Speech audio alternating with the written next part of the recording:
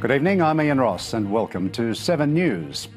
First tonight, frustrated police say it's time to stop the madness of Sydney's escalating gun crime.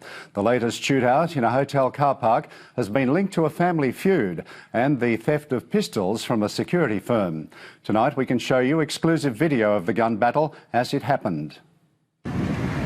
Another war zone in Sydney's suburbs. Bullet holes through cars and fences, up to 50 shell casings left scattered and dozens of shaken witnesses. A lot of people weren't getting down. People were having a look and I was trying to convince them that it's real gunfire. Security video captured the shootout unfolding. A group of men was drinking in the popular King's Head Tavern. Later they can be seen in the car park where they were ambushed by 2 unidentified gunmen. The men scattered, chased by their attackers. The shooters returned to the car park, still firing. Smoke from one shot clearly visible. Moments later, another man was seen running through the tavern. Incredibly, only one man was wounded. A bullet grazed his right leg. Completely outraged and shocked that these people in broad daylight, as I said, can come and start shooting when there are families. A bullet also passed through one car where a mother was sheltering with her young child. We have to stop this madness. Strikeforce Gain detectives recovered a Glock pistol, allegedly one of 31 stolen from a security company in August.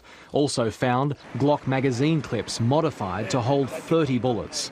Police allege it's a continuation of Sydney's bloodiest gang war. Connected to the murder of the Razak family members and also the murder of Ahmed Farah. Nassim El Zayat and Ramzi Aoud faced 20 years jail for firing with intent to harm.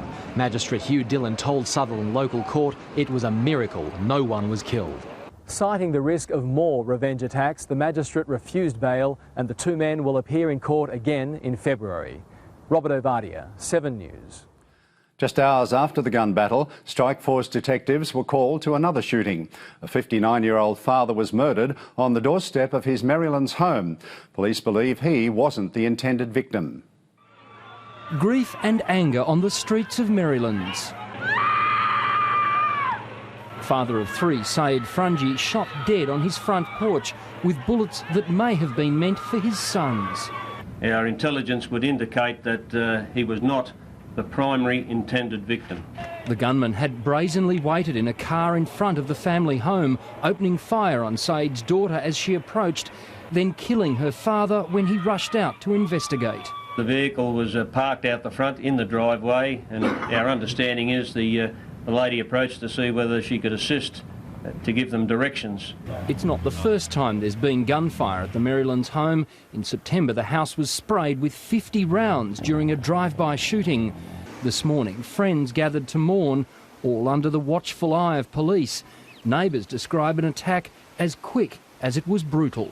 I heard 3 times shooting, and when I opened the door, I saw everything quiet. Police say the attack isn't linked to others in the southwest, but investigators face a similar problem, a wall of silence, even from victims' relatives. There is a considerable degree of reticence on the part of the victims and some closely connected witnesses to the crimes. Jeff Bruce, 7 News. Serial killer Ivan Milat will be questioned over the disappearance of 2 Sydney nurses in 1980.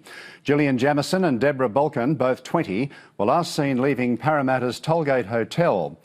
They were with a man in dirty work clothes and a black hat. Milat was then working at a roads department depot less than 2 kilometres away. He's serving life for the murders of 7 backpackers between 1989 and 1992. The head of the Reserve Bank says he's sorry for Australian home buyers caught by rises in interest rates. But there are no regrets, and he's hinted there may be more pain to come. With 2 interest rate rises in 2 months, many believe the Reserve Bank is trying to burst the housing bubble. At $535,000 once. Not true, says its governor, Ian Macfarlane.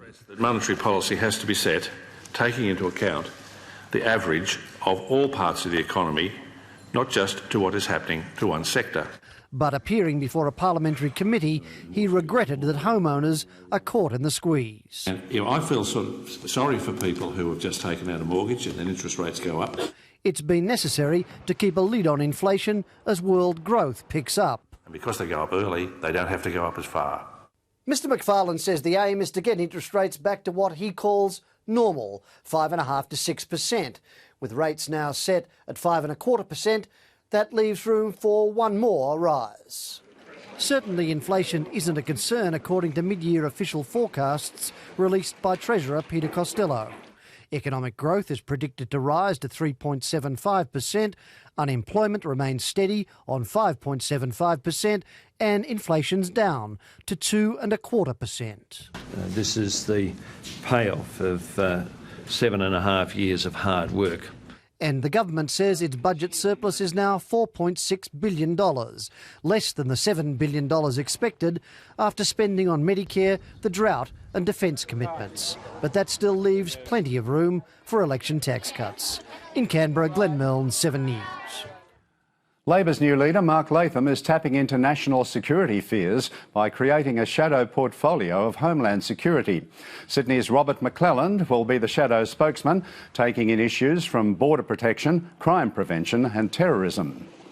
A one-stop shop approach for working with the states and territories to enhance Australia's national security. Former leader Simon Crean will again take on Peter Costello as Shadow Treasurer. Recalled frontbencher Stephen Smith moves to immigration. The Commonwealth is one country smaller tonight, with Zimbabwe announcing it no longer wants any part of it. Already under suspension, the African nation is pulling out rather than face further attack over election rigging and human rights. Zimbabwe's President Robert Mugabe has had enough. Angry at his country's suspension from the Commonwealth and blaming John Howard for orchestrating it, he's taking Zimbabwe out of the club. This is unacceptable. This is it. The decision came just hours after Commonwealth leaders decided to continue the ban. They argued for days. There was sympathy from African neighbours who wanted the suspension lifted. I understand President Mugabe, and he has my understanding, and also my cooperation. We are still hoping that sooner than later sanity will prevail. But Prime Minister John Howard argued decisively Zimbabwe should remain outside the fold. There's an appalling level of inflation, there's extensive starvation and, according to my reports, continued instances of brutality being used as a political instrument. The plan was to let Nigeria's President Obasanjo monitor any moves by Robert Mugabe to clean up his act before lifting the suspension. That's now all for nothing, and the Commonwealth has one less flag to fly. The outcome is a hollow victory for John Howard after 4 grinding days of diplomacy, and it will confirm Robert Mugabe's view that he's a victim of a white conspiracy. In Nigeria, Jeff Parry, 7 News. Virgin Blue's flying high after a share market debut that's returned instant rewards for investors. But it's not only small shareholders who've made quick profits. The Budget Airlines founder is $800 million richer. Richard Branson not the only one celebrating as Virgin Blue shares took off. 16,000 investors wanted in, including almost all the airline staff. The float sold out 10 times over. I don't think we ever dreamt that we'd get the kind of support that we did. Issued at $2.25, Virgin Blue shares opened at $2.40, closed at $2.43. For investors with the minimum $5,000 stake, an instant paper profit of $400. Pretty happy with that. Very happy. Next year, the battle with Qantas's new low-cost airline, Jetstar. You mean One Star? Oh, Jetstar, sorry. We play to win as well, and so I have no doubt that we'll be looking forward as opposed to over our shoulder as to what they might throw up at us.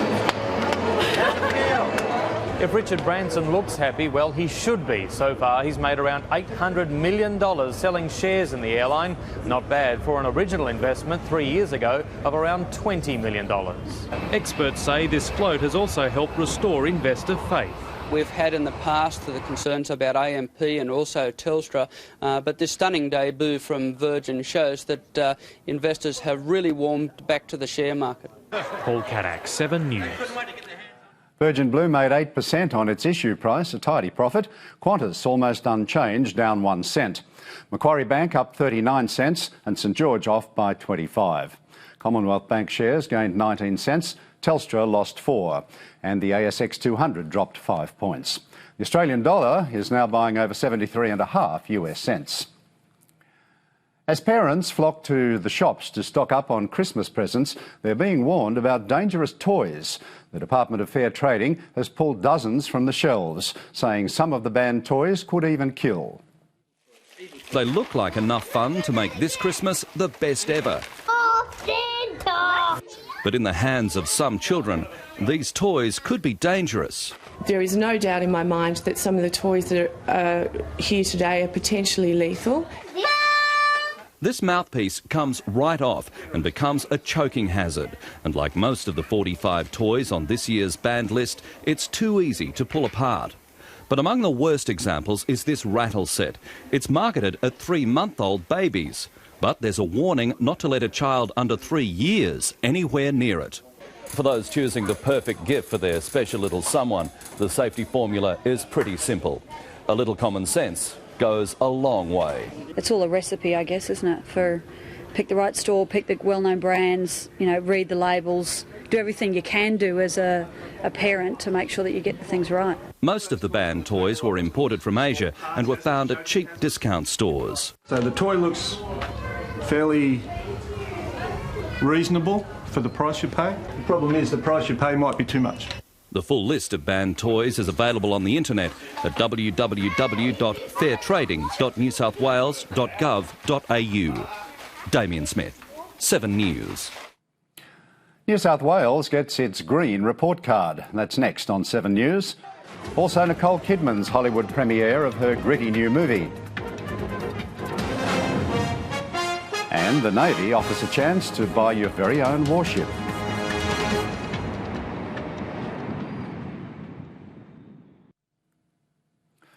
Sydney's air quality has improved and our water is cleaner, but too many of the state's natural resources are still being wasted. The latest report card on the environment shows we need to become smarter about conserving energy. It's getting better, but New South Wales still has some pretty big environmental problems. The state of the environment shows that on some issues we're getting 8 or 9 out of 10. On other issues we're not doing so well. Most of the old pollution issues are improving. The beaches are looking good, the harbour's clean enough to welcome the whales, and the air is fresher. But there are new problems. We need to heed the wake-up call in this report that our current rate of resource use is not sustainable. That includes fuels. We're burning too much in cars and power stations. Our thirst for water is no surprise, but we're still a long way from using it efficiently, despite recent restrictions. People may have to get used to it. The government believes the clearance of native vegetation should be under control. Now farmers and activists have agreed to a plan. But you can't reverse 150 years of salinity. The Minister believes the whole community needs to rethink the way we use resources. But conservationists say that's a cop-out because government should be leading the way. We're still nibbling at the edges and the plans still don't have sufficient funding, sufficient regulatory support. Phil Black, 7 News. Counting is almost complete in Russia, where over 100 million voters are electing a new parliament. Despite security fears, the only attack was an egg-throwing incident. The target was Prime Minister Mikhail Kazyanov, who laughed off the incident. Also smiling, President Vladimir Putin, his United Russia Party polling well ahead of its communist rivals. Nicole Kidman's latest movie, Cold Mountain, has premiered in Hollywood. There were rumours about the actress and co-star Jude Law, but the romance is only on screen. Kidman's ex, Tom Cruise, has confirmed she's dating a rocker, Lenny Kravitz. No word, though, on whether the singer will join her at the Sydney premiere at the State Theatre next Wednesday. If you've given up hope of owning Sydney waterfront property, the Navy could have the next best thing. It's selling one of its warships, only a small one, but guaranteed to win any neighbourhood disputes. She's an auxiliary minesweeper, the Brolga. Nearly 30 years old, 270 tonnes. She does go, although she hasn't for a year or so, and the Navy doesn't need her anymore. So on Friday, at Darling Harbour, she'll be auctioned. I think it's a wonderful ship, 270-tonne floating palace as far as I'm concerned. Peter Catlin's in charge of selling her. It's pretty steep. It's a good drop. She can sleep nearly 20. And a further cabin to your right. Do you have to knock? No, you can just enter. And inside that cabin, again, spectacular view of the Darling Harbour, as you can see, and they've left their sheets and blankets. 3 bathrooms, a laundry, kitchen. Fairly nice kitchen. Stainless steel appliances. You don't sell real estate in your spare time, by any chance? No, I don't. She's big, full headroom, mostly. Ow! Mind your head. Peter Catlin thinks she's a bit like Kerry Packer's ship, just smaller and cheaper. We estimate somewhere between $200,000 and $500,000. Great big engines to run, but imagine having your own bridge. We look like a couple of Navy men. We need hats, but we do look like a couple of Navy fellows. Hats. Ow! Hard hats. Paul Marshall, 7 News. Hundreds of hopefuls turned out in Adelaide today to audition for Seven's new series of Pop Stars Live. If you're wondering what the competition's like, here's a sample. Oh, I bet you're wondering how I knew about your plans to make me blue. Oh, with some other guy that you knew before. Between the two of us guys, you know I love you more. Marvin Gaye, eat your heart out. We heard it through the grapevine that the Sydney auditions will be at Luna Park from 10 a.m. this Sunday. Also in Sydney today, Guy Sebastian launching his debut album, Just As I Am. Already a smash hit with advance orders of 300,000. Sport is next with Mark Beretta, and our cricketers sound a bit of a warning. Yes, Ian, great to have you here. Welcome. And yes, a draw in the first test, but not before some nervous moments for India. And a blueprint to save Australian soccer.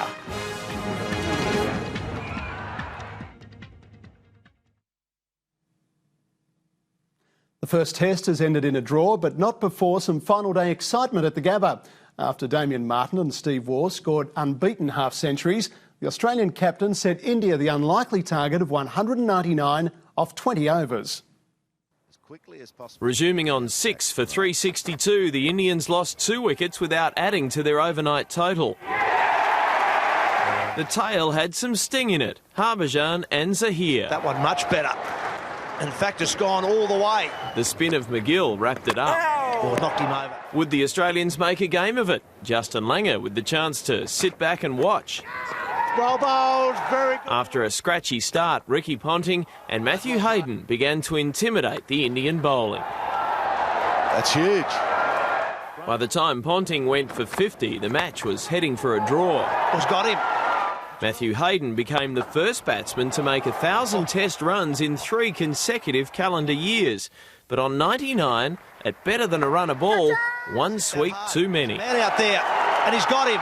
Making his last test visit to the Gabba crease, Steve Waugh left the crowd with a reminder of his best. Shouts of catch it, but it's well away from... The skipper and Damien Martin made up for their first innings run-out disaster with a century stand, each scoring half-centuries before the declaration at 3 for 284, a lead of 198. Nathan Bracken rocked the Indian top order. Should be out, will be out. That's a good start. Chopra next ball, but no hat-trick as Dravid and Laxman put their side back on track. Nick McArdle, 7 News. Australian soccer is to undergo another overhaul, with Sydney likely to lose 2 of its 5 teams in the National League. A new competition's planned for next year, made up of just 10 sides. He's seen as soccer's saviour, but millionaire businessman Frank Lowy won't be propping up the proposed New Look National League. I didn't take this job to provide funds for it. I come for this job to do the work what needs to be done.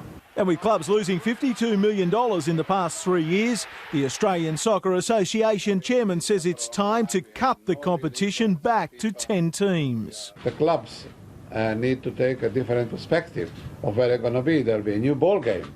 And in order to participate, they have to lift their games.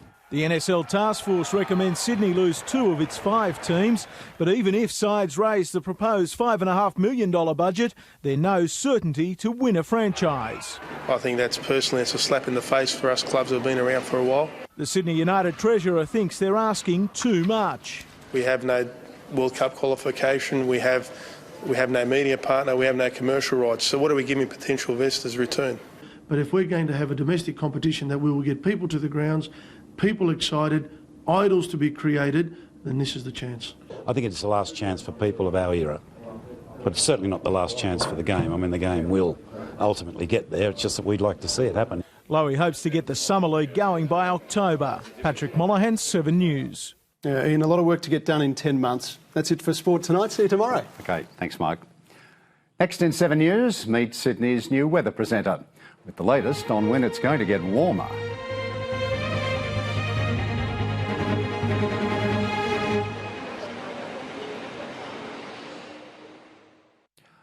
And now we welcome our new weather presenter, Nuala Hafner. Nuala. Thanks, Ian. Good evening. Very nice to be here and just in time for a taste of some real Sydney summer weather, I hope. Yes, after a rather overcast weekend, there were a few tantalising snippets of sunshine today, but not enough to really warm things up yet. Light onshore winds kept the top in town to just 22 degrees, but further inland, Penrith and Campbelltown made it up to 24 degrees. On the satellite map, more evidence that we're in for some brighter days with mostly clear skies over New South Wales. However, there is a frontal system approaching from the southwest and it may churn up some more unstable weather for us later in the week.